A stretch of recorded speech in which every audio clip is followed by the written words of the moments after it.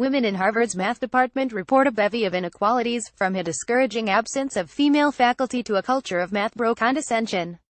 Amanda K. Glazer, 18, was doing homework in the Harvard math department common room, an airy, sunny, fourth-floor lounge filled with IKEA-style furniture, when a department administrator asked her to leave. Glazer, a joint math and statistics concentrator, says the administrator told her, "You cannot be here if you are not a math concentrator." "Well, I am a math concentrator," Glazer replied. She says she was wearing a pink dress that day. "The official told me that I really couldn't be there if I wasn't a math concentrator, and I was like, great, 'cause I am, and just held my ground," Glazer says. "And then someone else came over a few minutes later and tried to do the same thing, but I just stayed there." Amanda K. Glazer, 18, a joint mathematics and statistics concentrator, sent a survey to math students at Harvard, Yale, Princeton, Brown, and MIT to gauge student opinion on department community. Glazer says she believes her gender prompted the administrator to ask her to leave the room. The incident, according to more than 20 math department affiliates, many of whom shared stories identical to Glazer's, is not an isolated one. The department has since changed its common room policies, and students say the environment has improved, but affiliates point to the removal of female math concentrators from their own department lounge is typical of a broader math department culture that disadvantages women. Current and former students and faculty, male and female, say the department's dearth of female faculty and graduate students creates a discouraging environment for women undergraduates, that women in the department are often told to take easier classes than their male peers, and that, in a department dominated by men, everyday faculty-to-student and peer-to-peer interactions leave women feeling conspicuous and uncomfortable. Peter B. Kronheimer, who served as the chair of the math department until July, says the department is aware of its gender issues and is working to resolve them. In the last few years, the department has offered senior professorships to at least 3 women, none of whom accepted the offers, and has stepped up efforts to recruit female graduate students. When criticism is offered, or difficulties become apparent, the department must act and must seek to address the problems wherever it can, Kronheimer wrote in an emailed statement. It has done so before, and will continue to do so, now and in the future. Students, too, have taken steps to address these problems, including founding a group's Gender Inclusivity in Mathematics, now 2 years old, specifically dedicated to making women feel more welcome in the department and reducing the gender gap in math at Harvard. In September 2015, Glazer and a few other students began meeting with members of the math department about the common room. By the end of the semester, they convinced administrators to stop policing the room and instead hang a new, silver plaque just above the coffee table. It reads, "The Department of Mathematics respectfully asks that the common room be used only by members and guests of the department and undergraduate concentrators." 2 plaques hang on the wall of the math common room. Administrators installed the plaques after undergraduates complained department staffers disproportionately removed women from the lounge. In an email, Kronheimer acknowledged there was once an issue with student access to the math department common room, but called it a situation that is now well in the past. Since the installation of the plaque, Glazer says, no one has tried to evict her or any woman she knows from the lounge. But she calls the experience a reminder of the work that remains to be done. Talk about unwelcoming, when you have a department that is literally kicking you out of what is supposed to be a community space to talk about and work on mathematics, Glazer says. That's a huge problem, and I think that exemplifies a lot of the issues we're having. It was always men every Tuesday at 5:30 p.m. A handful of math students and faculty head to the Mather House private dining rooms for math table, an optional, informal meeting at which department affiliates present their research and solicit feedback. The math department website urges everyone to come. All students, irrespective of their mathematical backgrounds, are strongly encouraged to attend and/or to give talks, the site reads. But, in almost 4 years at Harvard, math concentrator Jennifer Hu, 18, never considered speaking. "Every time I read the abstract, it was always men and they were always doing really super pure math," Hu says. "So I was just terrified to do anything." Hu changed her mind about math table when a female preceptor sent an email over a math department listserv encouraging students to sign up for the program. Hu says she would have deleted the message had it come from just another male professor, but getting an email from a woman was different. She decided to present. Harvard's math department has a long history of gender imbalance. French number theorist Sophie Morel became the department's first full female professor in 2009, but she left the university for Princeton shortly afterward. Among comparable institutions including MIT, Yale, Princeton, and Brown, Harvard is the only university whose math department lacks a single female senior professor, as Harvard defines it, a faculty member with tenure who must conduct research. Faculty and undergraduates say the absence of women in positions of authority may deter women from pursuing ambitious projects, or even pursuing math at all. In the 2016 spring semester, Glaser sent a survey on math department community to math students at 5 schools including Harvard, MIT, Princeton, Yale, and Brown. In a full report published online earlier this month, Glaser wrote that roughly 26% of surveyed Harvard female math concentrators reported deciding not to take a math course due to gender imbalance concerns at some point in their undergraduate careers. More than 80% of women math concentrators responded to the survey. 5 current and graduated female math concentrators say they would have felt more confident in their studies had they had senior female role models. It would have been so much better to just have at least one woman who is tenured in the department, former applied math concentrator Dresana M. Mosafer 17 says. Kronheimer says the department has offered tenured professorships to 3 women in the past decade or so, though none of these women accepted the offers. The department is currently in the process of recruiting several more female candidates for senior faculty positions, though no formal offers have yet been extended.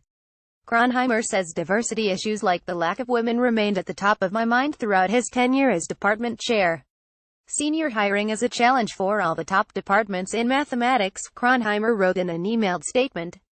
Harvard's position in the academic world brings with it a responsibility to lead, and I regret that, on the important issue of creating a senior faculty which appropriately reflects the gender balance of the pool, we have not yet succeeded in leading as we should. Some female faculty say they think the department must do more. Math professor Robin Gottlieb, one of few women in the department, but who is not tenured and thus does not count as a senior professor, says she thinks it would be wonderful if the department hired not just one but several women as tenured, senior professors. She adds she hopes Harvard is heading in that direction. Sarah S. Richardson, a professor of the history of science and studies of women, gender, and sexuality at Harvard who researches how science, gender, and race intersect, agrees with Gottlieb. She calls the hiring of one or more senior women in the math department the one really pivotal change that needs to be made. Richardson says the math department's lack of diversity sends a clear message. There is a sense that there is brilliance in math and that you either have it or you don't, and that Harvard math knows what that looks like and can define it, and there are not or are very few women who meet that, Richardson says. That's the sum of my experience with Harvard math. The lack of female faculty mirrors low levels of female math concentrators at Harvard. According to the National Science Foundation, women claimed 41.7% of bachelor's degrees earned nationwide in mathematics in 2014. Glaser's survey showed that, over the last 6 years, the college awarded on average nearly half that percent of bachelor's degrees in math to women.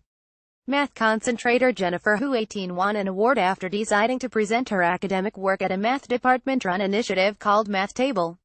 Hu presented at the Math Table in April 2017.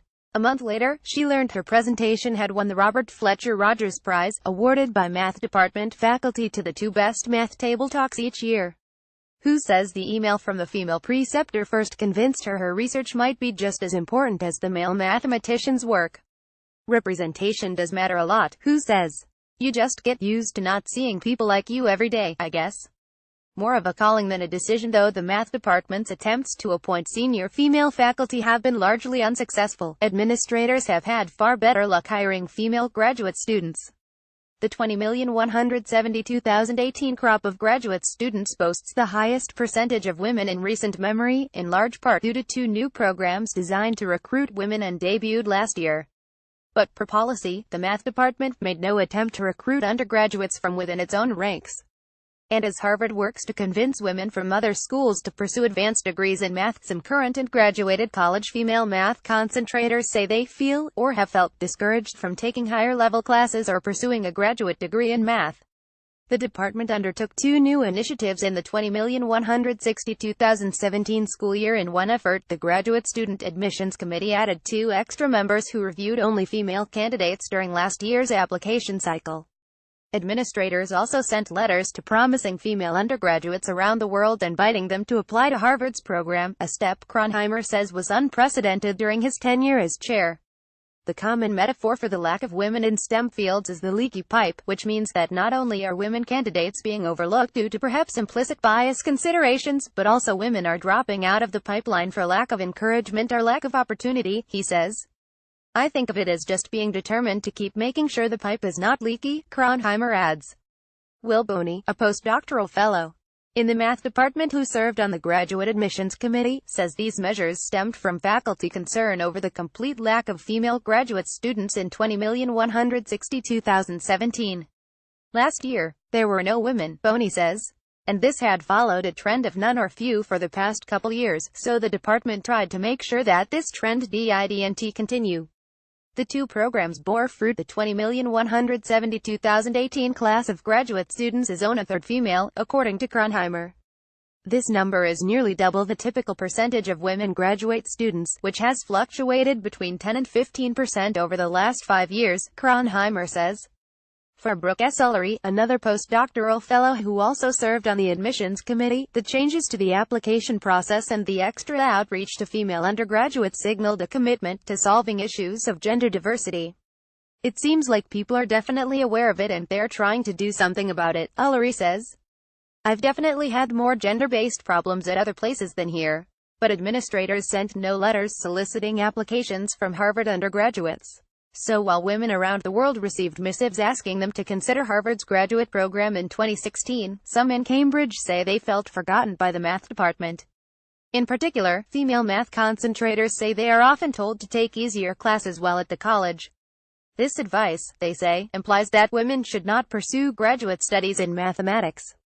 Math 55 Honors Abstract Algebra has a cult-like reputation for difficulty on campus. The department website calls it probably the most difficult undergraduate math class in the country. In 5 out of the last 10 semesters, no women chose to take Math 55. And over the past 5 years, less than 7% of students enrolled in Math 55 were female, according to official course enrollment data. Vikram Sundar, 18, who concentrates in math, says the gender ratio in challenging math classes was one of the first things he noticed when he arrived on campus 4 years ago.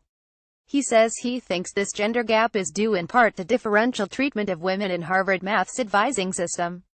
The end result of a lot of advising is that they end up encouraging a lot of girls to take lower-level classes, Sundar says.